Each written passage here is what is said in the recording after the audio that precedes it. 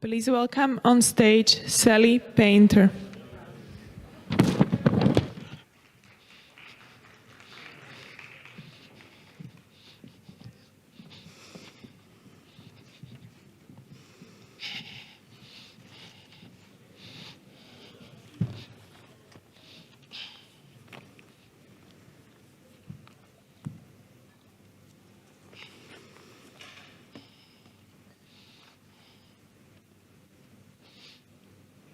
Well, we're glad you're here. Distinguished guests, for 2 decades, the GlobeSec Forum has brought together key opinion leaders to discuss the most urgent challenges in Europe and around the world. Shaping the future demands high-level discussion, but it also requires genuine engagement with communities themselves. These are the true protagonists in decision-making about resilience, healing, and rebuilding after conflict and disaster. For this reason, I want to thank GlobeSec for its vision in incorporating the first panel dedicated to the transformative power of artists in times of conflict and loss. This is not just a symbolic gesture, it is a vital recognition that the voices of artists and the communities they represent are essential for meaningful restoration and rehabilitation. Art not only reflects on shared experiences, but also empowers to envision new possibilities and take collective action. I would like to introduce Jan Gilbert, a dear friend and our moderator. Jan is an icon in the artistic community and an extraordinary artist in her own right.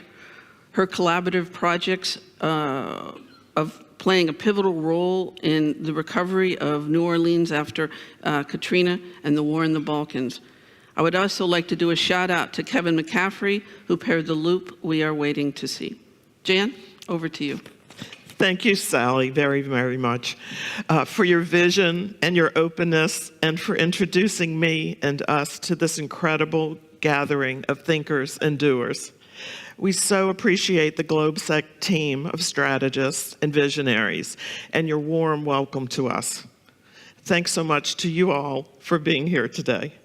Our session will be a moderated conversation with an 8-minute loop. It's coming up soon, playing behind us. It will repeat 3 times and is intended simply to convey impressions of the art and activism of our team and fellow artists, to widen the lens. As images appear, take a moment and please note a few conceptual words that may be suggested to each of you. For example, my words: ritual, joy, soul, friendship. We'd like for you to join in a Slido app word collage on your phone, entering any words that come to mind from the images and what the panelists are saying. There's our collage that are saying that makes you think about resilience, security, and trust. Again, we're introducing a new format that places creative dialogue at the heart of policy and strategy discussions and looks at how art, in the largest sense, fosters rebuilding communities and shaping policy discourse on resilience and security. In a nutshell, 40 years of developing an art practice based in New Orleans, dealing with memory, loss, and transition has brought me here. I deeply believe in the power of art. I consider making art a privilege. It's a privilege to be here and to be joined by this incredible panel to share with you how they utilize, study, and propagate art in today's world of disruption and transition. We're happy to share in the celebration of the 20th anniversary of GlobeSec. This year also marks 20 years of rejuvenation post-Hurricane Katrina and the ensuing levee breaches, inundating 80% of our city with dirty, stinking floodwaters, decimating the city and disbanding its residents to far-flung locales. It was a lengthy process and complex process, of course, which was both local and national, and aided by securing funding, for cultural resources, building networks, and presenting citywide art performances, installations, and interactions. These included rituals of exchange, digging into the essence of a place rich in varied cultures, and sharpening everyday skills of building meaningful communication, connection, and collaboration. These and many more are among the tools which served to weave memory and loss into a foundation for renewal. Each panelist takes a different path to confront these challenges of today, engaging with our world and people in intimate and provocative ways, aiming toward a resilience and a deeper connection to ourselves and each other. Yuliia Manukian, I'm jumping into the middle, is a cultural journalist and curator of art and urban projects of the Urban Republic NGO Kherson in Odessa, Ukraine. It focuses on cultural heritage protection and promotion, contemporary art, and urbanism. She's lived and worked almost all of her life in Kherson. During the 2022 occupation, Yuliia wrote her vital, courageous, and deeply moving Kherson diary for The Guardian. Additionally, she curated the art residency in occupation for Kherson artists, described in her essay, Residency in the Occupation, Art Under Threat of Death. Through this residency, Yuliia sought to provide shelter for artists and gave them the opportunity to tell stories of war through the language of art and to convey the raw truth of war. Yuliia was recognized with a Havel Prize for having chosen to speak the unspoken, echoing Václav Havel's creativity and courageous spirit. Kathy Randels is an American, a fellow native New Orleanian, performance artist and artistic director of her performance company, ArtSpot Productions. Her soul-shaking work has been presented in a dozen countries on 4 continents and in more than 30 of the United States. Her powerful, unique storytelling explores how systemic issues impact communities, often turning residents and artists into artists and collaborators. ArtSpot's mission to create original, multidisciplinary performances that illuminate the painful truths and joyful triumphs of the underheard in order to catalyze collective healing and a more just society through creative expression. Dr. Patrick Duggan is a British author, researcher, and theorist, and in July, he takes up a new academic post as Professor of Performance, Culture, and Resilience, and head of Winchester School of Art at the University of Southampton in the UK. He co-directs with Dr. Stuart Andrews, Performing City Resilience, a groundbreaking innovation offering fresh perspective on the socio-political role and function of cultural production in contexts of crisis, especially as this relates to questions of urban planning, city resilience, and emergency preparedness. He is interested to look not only at contemporary aesthetic practice, but also at events in everyday life that we might analyze and frame through performance. Yuliia, and others jump in, because this is going to be a mixed chat.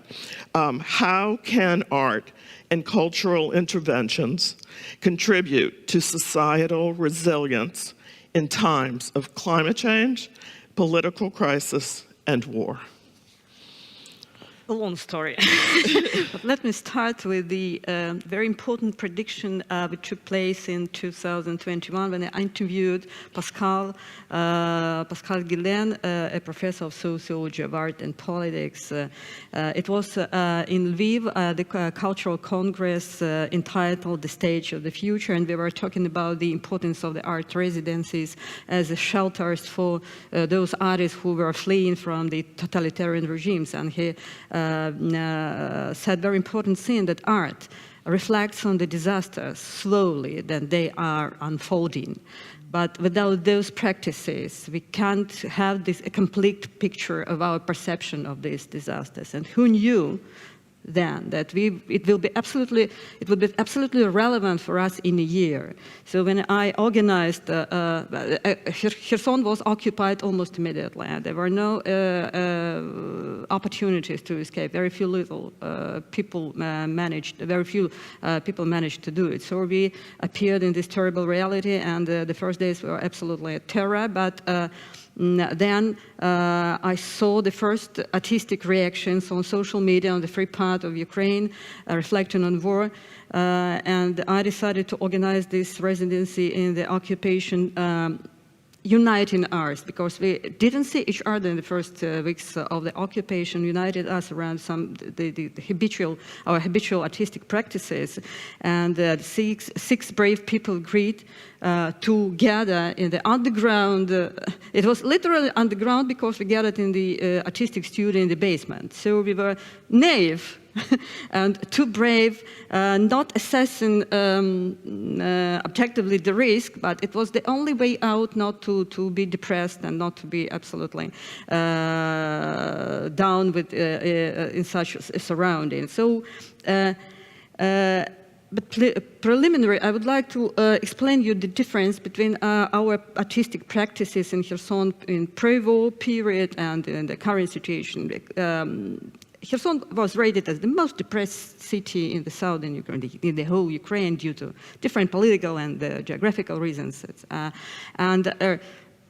Kherson unique art was deeply rooted in this postmodernism tradition with its irony, that's the construction and ridiculous everything, and because it was our weapon in this gloomy reality. And the most relevant, most precise definition, maybe relying upon Slavoj Žižek's commenting on the David Lynch method in his Lost Highway, the art of ridiculous sublime. When our art distilled this sublime into ridiculous, ridiculing the Philistine hypocrisy, the kitsch, so reflecting, opposing this very depressed reality.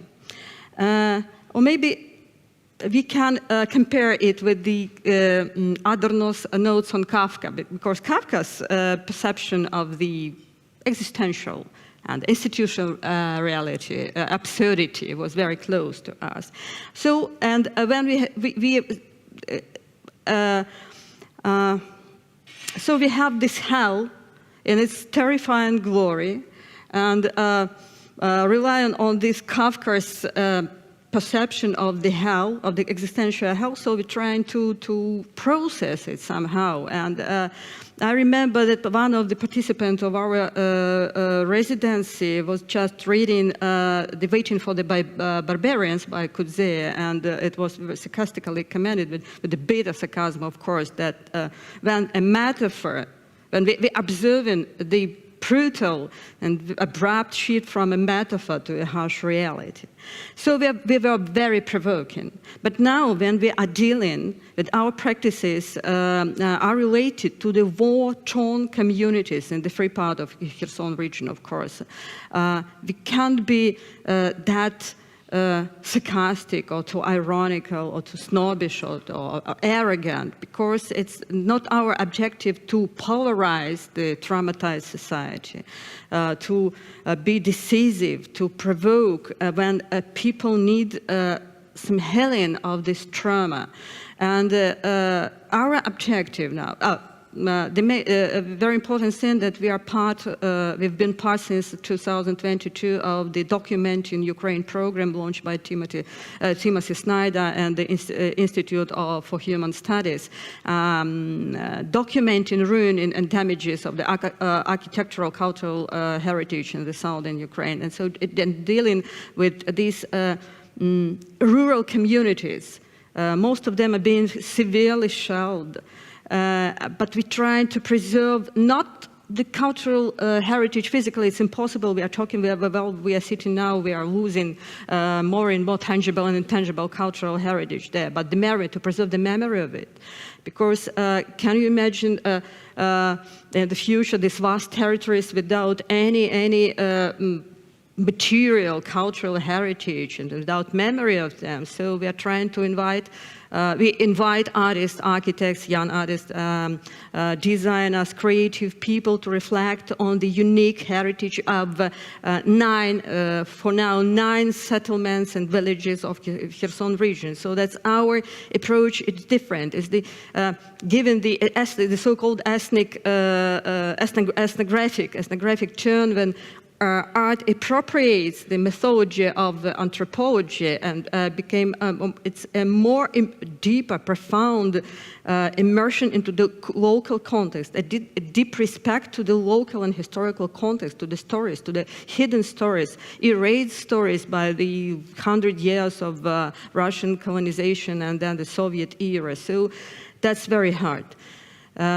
You deal with trauma and tragedy, but simultaneously, you try to visualize the recovery strategy, the future for these settlements and villages, and through the lens of art. It's very, very helpful for them because we know that art is quite universal language, and through this dialogue with the locals, with a very, you can imagine how to promote contemporary art in the rural areas. They are very cautious to art interventions. So we don't call it art interventions. We call it dialogue.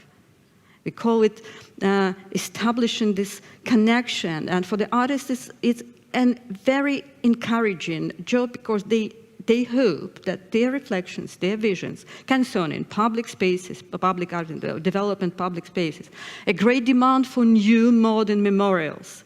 Because people don't want now this inherited Soviet pattern, these grandiose bronze statues. There's a great demand for cozy public spaces with lots of greens, with this commemoration component, not dominant on the area, but very powerful, attracting our attention, calling us to immerse in this local story, the story of losses. So that's Thank you. Yeah, yes, that's what we are trying to promote now. Yeah. Would you like a stab at it, Patrick, or? Yeah, sure. Hi, thanks for the lovely introduction. It's great to be here. It's great that art and culture are part of a strategic conversation about global security. The work that I've been doing since 2017 has been trying to broker relationships between artists and culture bearers and arts organizations and the more strategic side of resilience and emergency planning, and thinking about what's the crossover between those things. So I think it's really interesting to hear you talk about dialogue in the context of war and crisis, and to think about healing and reimagining and thinking about possible futures. The thing that is true about all artists is that they are always already engaged in interrogating the context where they're making their work, irrespective of strategy or policy, irrespective of the context that they find themselves in. Artists are complex problem solvers, and I think that my work starts there, is if we understand that artists and arts organizations are a strategic part of how we think about resilience, security, and emergency planning, what do we leverage through that understanding? And I don't mean here telling artists to make stories about flooding in New Orleans. Artists should be allowed to be artists. They shouldn't be made to address resilience challenges, but they do that work already. So a lot of what I'm involved in doing is brokering relationships between different sectors. And how is that valuable? Well, I think that one of the things that happens is if you start approaching problems and challenges from different perspectives, you arrive at new solutions and you arrive at new ways of thinking. So to give you a brief example, in 2019 in New Orleans, I ran a workshop in City Hall with the head of hazard mitigation for New Orleans, which is a pretty serious job in a city like New Orleans, that at the time was said to be sinking into the sea. The head of the fire service, the police service, the mayor's chief of staff, the head of IT security. So these are all people who have pretty significant emergency planning and resilience responsibilities. And we brought them into a room to talk about art. And we were met with a wall of silence and trepidation and anxiety, I suppose, about what this is going to be. And they walked into the room and we had disrupted the boardroom setup and made little pods where people could work. And someone went, God, this is going to be different. And so we had a kind of hostile environment. It was very civil, but there was resistance. And what we got to was a question about how their embodied experience of a place through forms of cultural production related to their professional practice. And to begin with, they all said it didn't. There was no relationship. And we said, oh, okay, hold on, let's start again. You can't think that your embodied experience of a place is not relevant to your understanding of how you carry out your professional practice in emergency planning.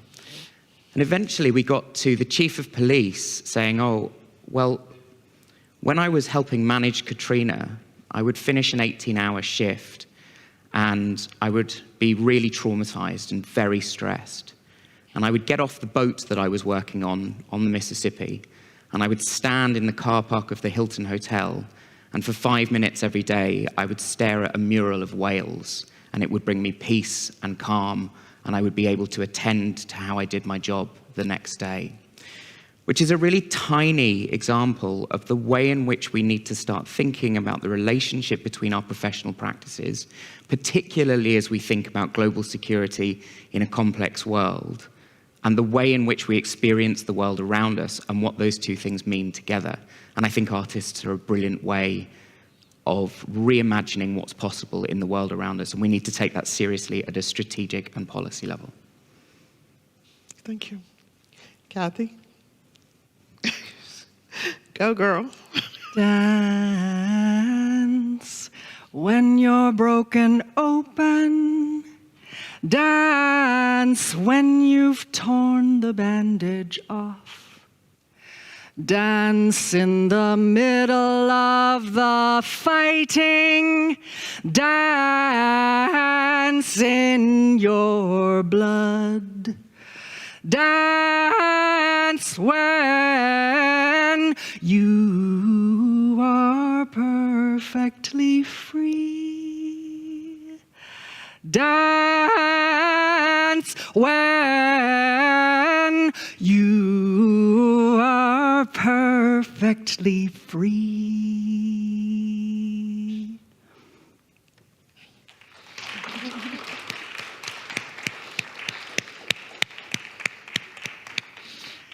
Those words some of you may recognize. They were written many, many years ago by Rumi. And the song was set by a Serbian artist by the name of Tina Milivojevic, who was an actress with Theater, who is still alive and well in Belgrade today. I learned that song when I stepped in for Tina when she left Theater, and it was part of a performance called The Helen Keller Case. A theater company in Serbia found inspiration from Helen Keller, who was blind and deaf and couldn't speak, an activist and healer from the United States. And for them, the metaphor was they in Serbia had been removed from conversation with the rest of the world. You might imagine these predominantly women artists were nowhere near in support of what their government was doing, of what their dictator was doing. And so they used their art as a way to share another story with the world of what was happening in Serbia during the civil war in former Yugoslavia. I met them in 1996 in Austin, Texas. I saw them, I fell in love. I said, this is what theater can do. Let me learn more. By the grace of the Louisiana Division of the Arts, I was given a fellowship to go to Belgrade to work with them and learn from them. And while I was there, I took a little time off to visit other parts of former Yugoslavia, and I saw Sarajevo. And this was 1997, and I was told that Madeleine Albright was a hero of the Dayton Accords. And I'd never seen I have never seen anything like Sarajevo in 1997, and don't know if I ever will. Hope that I never have to in my own country, but one never knows. I want to jump forward. So in that moment when I was working with Dah in Serbia, I was learning, I was receiving, I was trying to figure out what the heck goes on in this world and how wars happen and how artists respond to wars. And then flash forward to 2005. And I don't have a war, but I have in my hometown of New Orleans environmental catastrophe that destroyed 80% of my city, like Jan spoke of.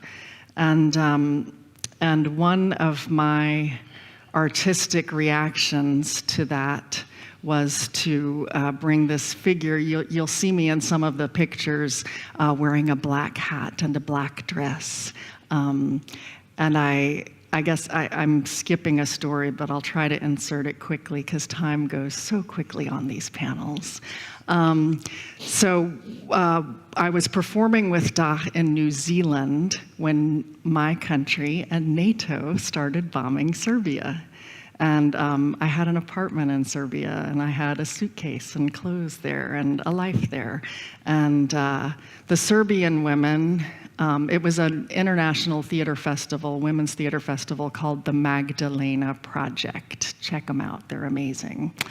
The Serbian women wanted to go home immediately. They wanted to go home to the war zone.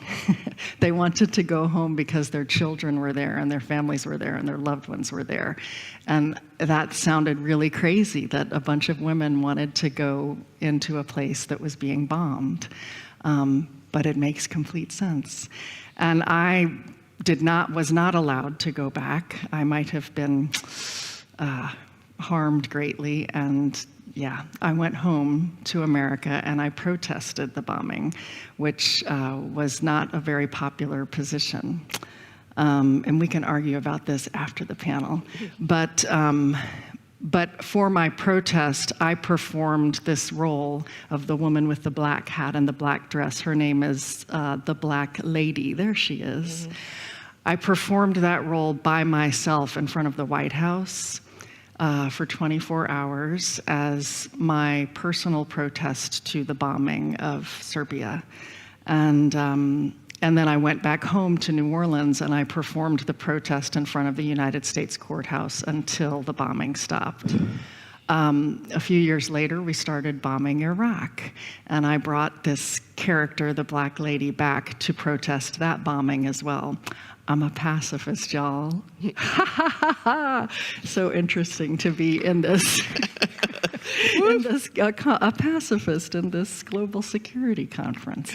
But, you know, it takes all of us. And so my protest at that time was to rip the stars off of the American flag, to place them in a jar with water and salt, which to me meant a jar of tears, crying for the hubris of the empire into which I was born, the United States of America. And then finally, I'll come back to Katrina. Sorry, y'all, I can chase rabbits. That's what we call what I'm doing now. I go a long way around to get to a point. So when Katrina hit, one of the performances that I made was I brought the Black lady into the home that I grew up in. And she brought the audience on a very personal journey through the house that I grew up in. And one of the songs she sang was this song by Rumi that I just sang for you all. And I think I would say that when I was singing it in Serbia with the Serbian women, crying for what they had witnessed and experienced in their civil war, and in many ways, the Serbian women were crying for what their men had done in Bosnia and Croatia and Kosovo. That was an empathetic singing, an empathetic sharing. I was empathizing with them. But when I sang in my home in New Orleans after the flood, that was a pure, raw experience. And Rumi's words became,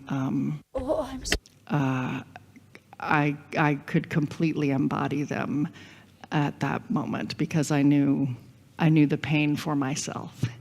And so I guess I just want to conclude for this moment by saying that, art, yes, art responds. We as artists respond to anything and everything. So pre-war, Heusen, I want to pronounce your city correctly, I'm sorry.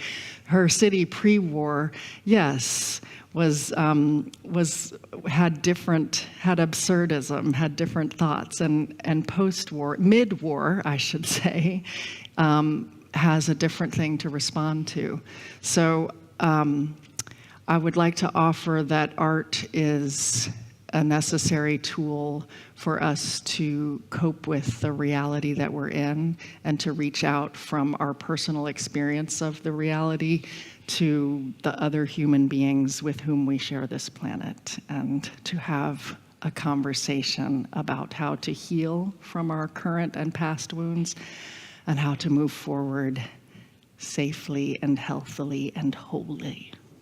I think that word tool is really important, because I think very often we think about arts practice and cultural spaces as things that are nice to have because they are the enjoyable, entertaining ways in which we understand the world around us. But actually, they are practical mechanisms by which we interrogate decision-making, think about our own lived experience, contribute towards whole society resilience in meaningful ways. And so for me, the interesting thing about the points that you're making is this idea of how are we thinking about cultural practice of many different kinds as a tool which helps the world in multiple different ways. And I don't think that is a regular part of the conversation when we're thinking about strategy, cultural diplomacy, global security. I think the arts are seen to be outside of that main conversation, and I think we need to put them front and center as as powerful a tool as many of the other things that we've been talking about over the last few days, including AI and the harder side of defense infrastructure. Because if we're not doing that, then why are we thinking about security? What's it all for? So I think the idea of a tool is really important. Thank you for emphasizing that, underscoring. So I'm going to open this up. I'd like to engage the audience a bit. And we invited a questioner who is Ivana Gosen, the director of the Praha Kunsthal, who we gave us an amazing tour yesterday. Thank you for joining us. Please. Go ahead. Go ahead. Thank you. I can do that. It's okay. So thank you for a truly insightful panel and discussions and contributions which come from different points, from points of raw conflict, where we as humans have to touch the most human points of us. And in some very strange way, in times of terrible conflict, we are much more open to arts. It is what scares me a lot is the world in which today a lot of people live in this haze of information, of things happening, attention hijacking, and it is so difficult to get in touch with that part with which we're all born, the part which is creative, artistic, which can create art and appreciate art. And so my question is probably around this. As artists, as people who work in the arts, what would you recommend to people outside of the art scene? How would you recommend that they engage with the arts? How can we affect this change? And just to give a little more context to this question, there is this formula that the likelihood for change equals the dissatisfaction with the current state times the attractiveness of the future state times the clarity of the next step. So here's a challenge for you, please. Who would like to hop on this? I mean, I can have a go. I think clarity of the next stage points towards the capacity for the arts to reimagine things and to do that in fantastical ways.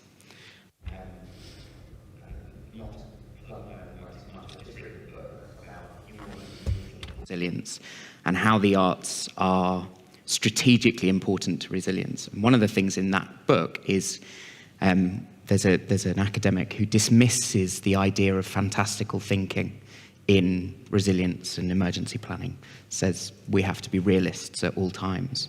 I would argue that if we think fantastically about the future, we have the capacity to think beyond the current state of affairs that we're in. So I think that that is really important. The other thing that I would say in terms of how do you engage with artists is there's a toolkit on our Performing City Resilience website about how people can engage with artists strategically, because they can respond to things in ways that most organizations just can't. The speed, skill, adept way in which they connect with communities is powerful. And so reach out to your artists and your arts organizations and have a conversation with them about whether they are already helping, which most will be doing, and how you might help them to do that, rather than asking them to do your work for you in different ways. And the other thing I would say as part of that is, if you're going to have a conversation with artists, pay them, because they don't earn very much money, and arts organizations are always at the precipice and live in a state of crisis because of that financial precarity. And many of the organizations that are represented at this conference have budgets that arts organizations can only dream of. So let's start thinking collaboratively and strategically about the value of cultural organizations and cultural practices, and let's remunerate these people for the expertise that they bring to that conversation in really meaningful ways. Because artists and arts organizations are strategic thinkers in a given place, in a given crisis. I'd like to add to this. Your website is Performing City Resilience. Yeah. I encourage anybody who really wants to dig further. There are some great examples of letters and responses from the stakeholders that they were engaged by that tell you practically how and what they got out of this. So as a tool, this is a perfect way you can just jump right in and really get to the heart of things. Thanks. You're welcome. It's true. Anybody else? Quick? Thank you. But to answer this question, it's okay? Instead of 1,000 words, you see, instead of 1,000 words, and we're talking how we can involve people in appreciating art. Okay, different ways, but I wonder why the person representing an institution asking about your strategies of attracting people into appreciating it, because this institutional level, the grassroots level, the level of, we now observing this phenomenon when political narratives, big political narratives, caused the fatigue, disappointment, desorientation, and people can't distinguish with the false and with the truth, and the artists try to convey some powerful messages and anti-war heroic messages. Okay, we stopped to be metaphoric, yeah. At the early stages of the invasion, some artists stopped their practices completely in the face of such massive violence. Others started producing quite straight reactions. We don't call them reflections because it was impossible to reflect. Reflection demands some distance, of course, from the tragedy. It was a very sharp reactions with the very straight, like posters, placards, with the very straight messages, powerful strategies reflect the reacting on the tragedy. And it appeared more convincing for people.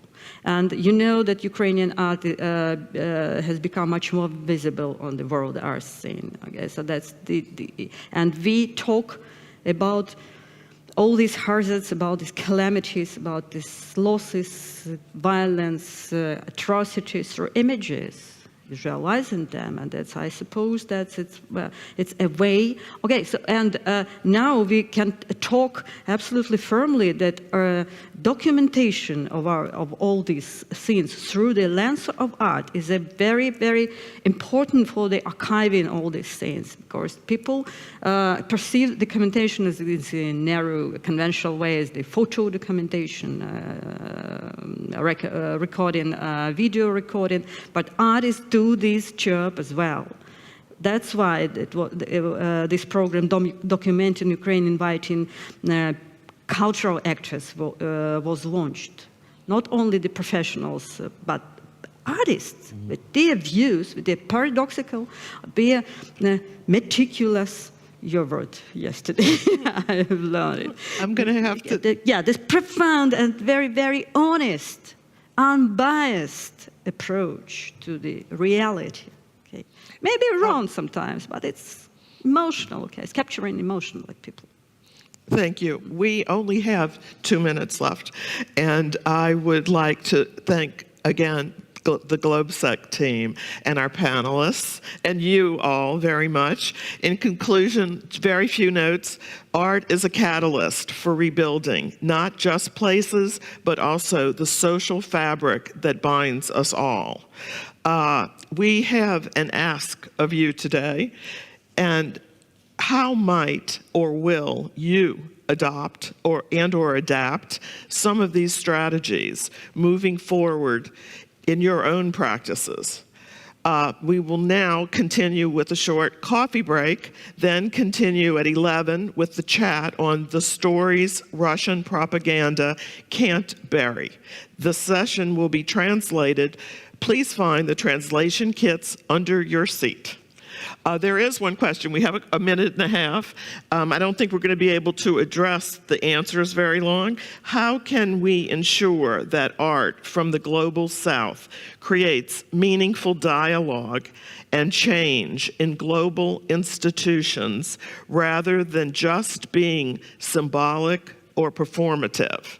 Anybody have a quick answer for that?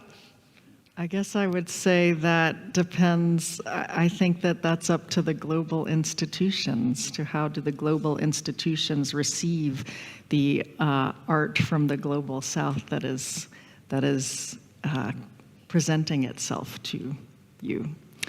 And I want to give a huge thanks to Sally Painters for having the amazing vision to let us come invade this space creatively.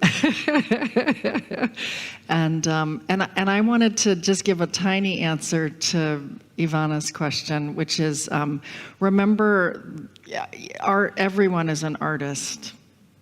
I think we all believe that. We do. Everyone is an artist. So remember a time when you have created something, and maybe the next time a fight comes up, think of, give yourself the space to creatively manifest that impulse and see what happens. Thank you all.